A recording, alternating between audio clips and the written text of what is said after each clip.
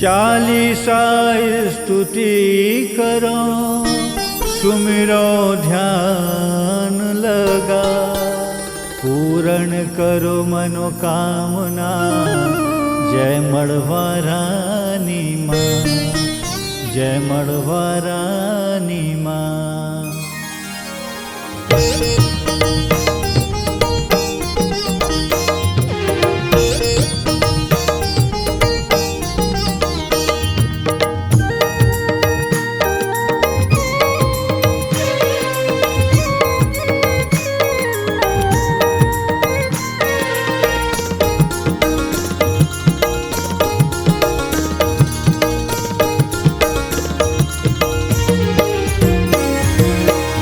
छत्तीसगढ़ कोयलांचल नामा, कोरबा नगर बरपाली ग्रामा, उन्नत पर्वत बीच सघन वन, तरु विशाल कलमी तरियासन, माता विराजे पिंडी रूप बन, भैरव भोले हनुमान संग, अति मन भावन तुम्हारी गाथा, वेद पुराणन सब ही बताता।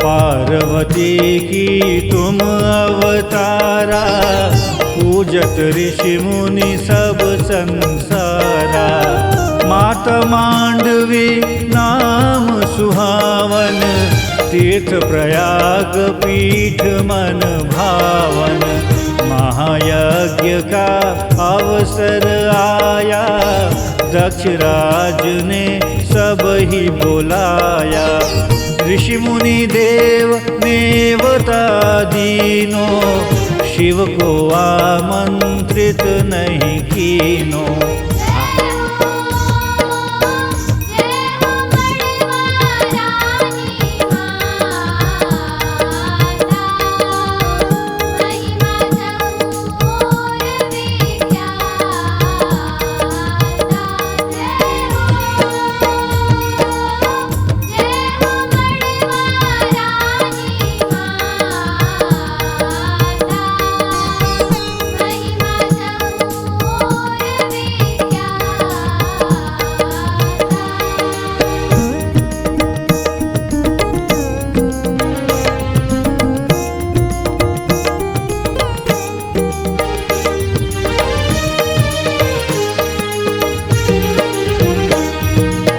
भई क्रोधित तब देख अनादर, चली पार्वती दक्ष पिता घर, पहुँच पिता गृह पूछा कारण, पुनः पिता ने किया अनादर, सुनी कटु वचन तुरत वैदेही, कूदे मध्य यज्ञ कुंड वेदी, भस्म हुई जब जल कर काया, नंदी गणों ने हाल सुनाया।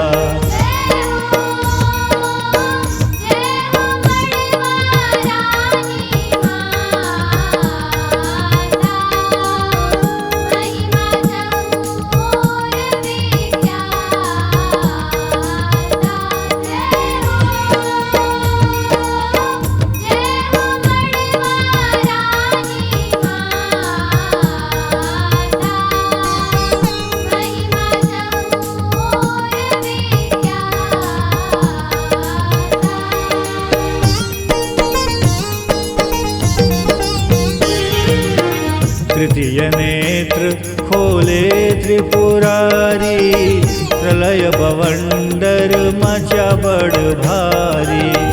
लाद सती को कान्हे ऊपर, विचरत फिरत बेसुध धरती पर।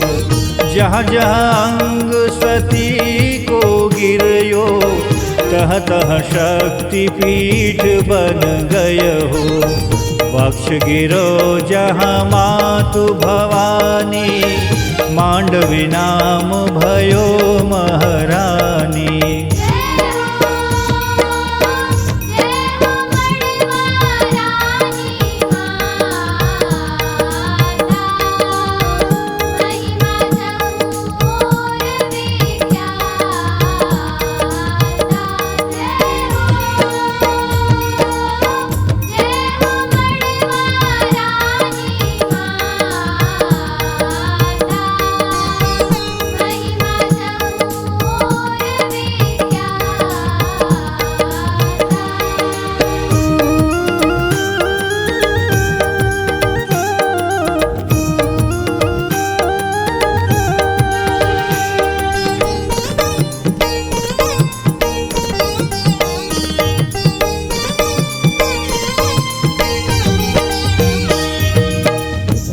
त्रेता मां पुनः पधारी, श्री रामानुज भरत की रानी।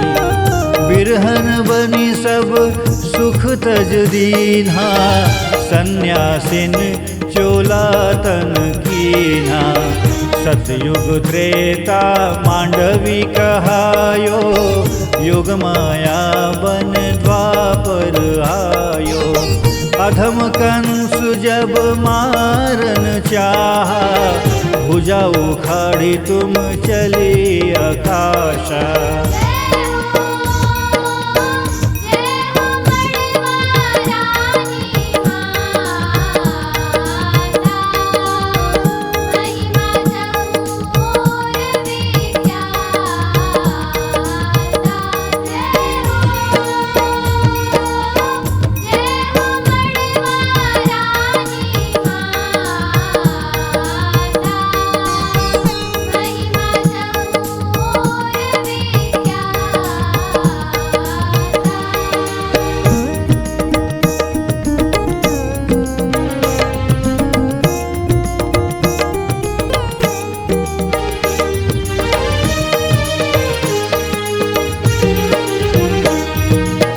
कलियुग प्रथम चरण में माता, अद्भुत योग रचयो विधाता। दक्षिण कोसल राज छत्तीसगढ़, लीनो जन्म तह वन राजा घर। सौम्य शांत मृदु गात मनोहर, छवि लागे पावन अति सुंदर। खेल कूद कछु मन ही न भावे, पूजा जप तप मन ही सुहावे।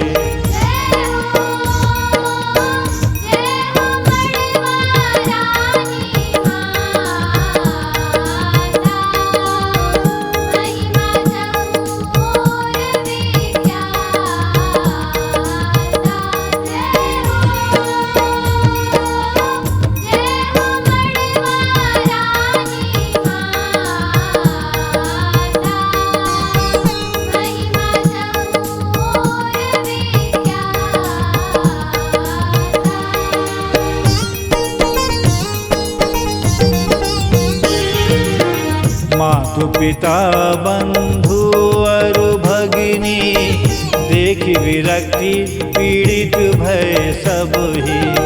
करन विवाह जब पिता विचारी, पाणी ग्रहण की भई तैयारी। दुखित भई माता सन बोली, भेदभाव मन का सब खोली। शिव संग जन्म जन्म को नाता, दूसर संग जिन देहु विधाता।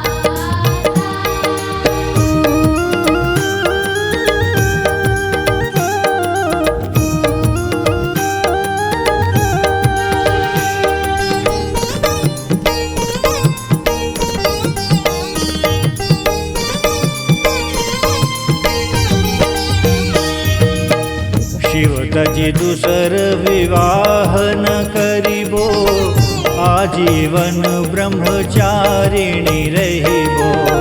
पाणी ग्रहण का आया अवसर, लगन लगे हल्दी तेल चंदन। मातु पिता जब विनती न माना, छोड़ मड़वा तब किया बयाना। कनकी धाम तब माता आई, कनकेश्वर से गुहार लगाई।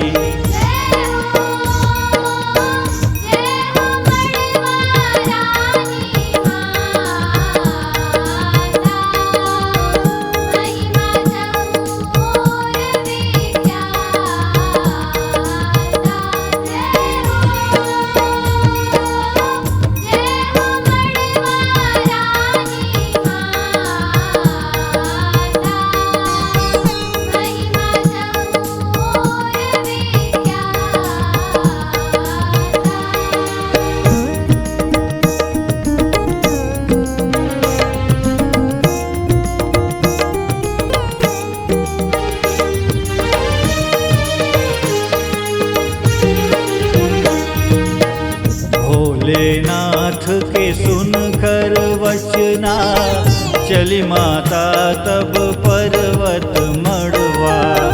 हरदी बूंद पड़ी तरु विशाल पर, उपजा जवा तहाँ कलमी डार पर। 5 बहिनी संग तहाँ बिराजो, मड़वा रानी नाम सब राखो। नवरात्रि जब अवसर आवो, भक्तजन जगमग ज्योति जलायो।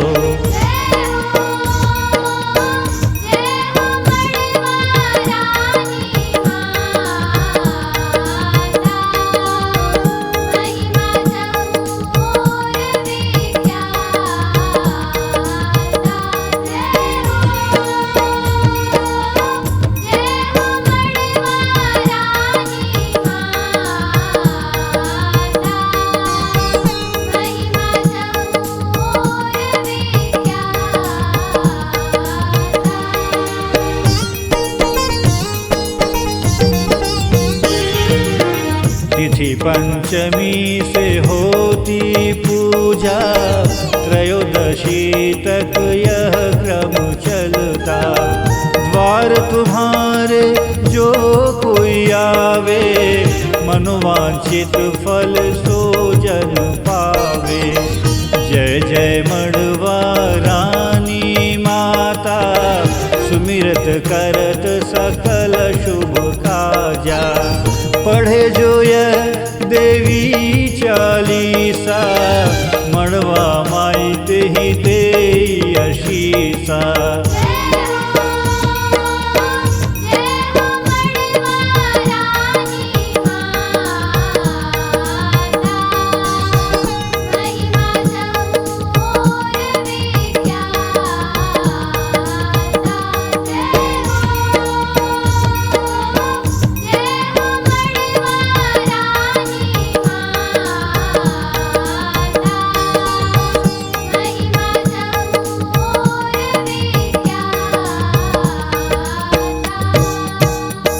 कलमी तरु तरी राजती, पर्वत तेरो धाम।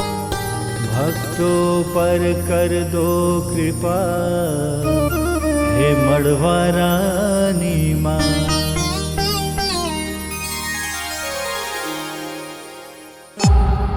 C-Log Digital Recording Studio, Cordoba.